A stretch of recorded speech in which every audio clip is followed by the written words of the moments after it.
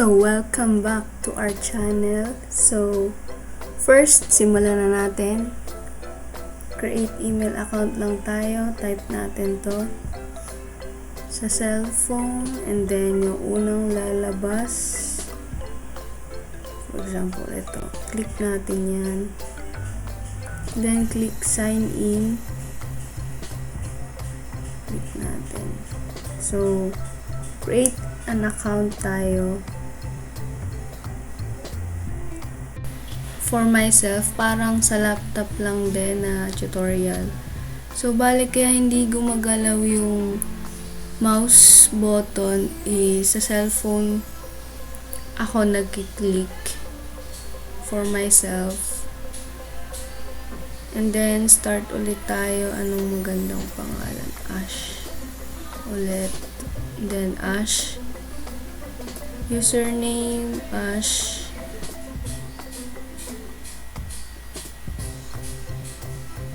ashph@gmail.com. Password ay bawat 123. Kumana ba? Password, try natin Ash Wednesday. Actually, nagta-type talaga ako pero nagba-block sa screen ng laptop. So, Ash Wednesday nilagay natin. Taken pa rin yung username. So, try natin tong Ash PH976.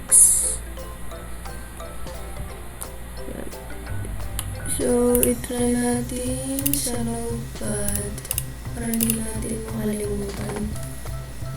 Ash PH976, password Ash Wednesday. So, next na natin.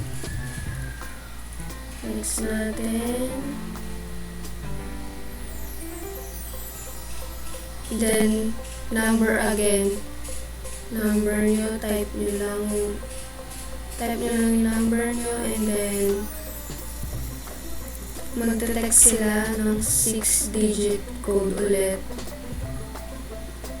Then, next lang natin. Then, tayo natin kung may text na ba. Ilagay na nga natin yung birthday natin. May. Try natin. 15. Then, 1999.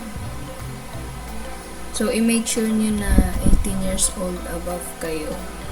Then, gender, female. Is-click nyo lang yung next. Skip nyo lang para mag-continue tayo. And then, ito, mahalaga rin na basahin nyo yung privacy and terms. And then, after nyan, click nyo lang I agree. Ito, ayun. So, tapos na tayo sa paggawa ng email. Meron na tayong bagong email. Ganun lang gumawa ng email. And dito nyo makikita yung ito yung username or email address. So, itry natin kung gagana yung ginawa nating account. I-remove ko muna tong account na Ash. Yes, remove. Then, ilagay ulit natin. 76@gmail.com. Then, click next.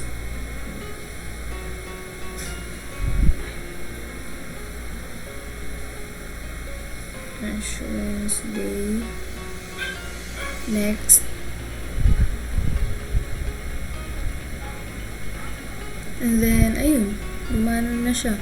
Makita nyo naman dito yung profile and yung email. Kaya, gumana na siya. Ayun lang. So, bye-bye and thank you for watching.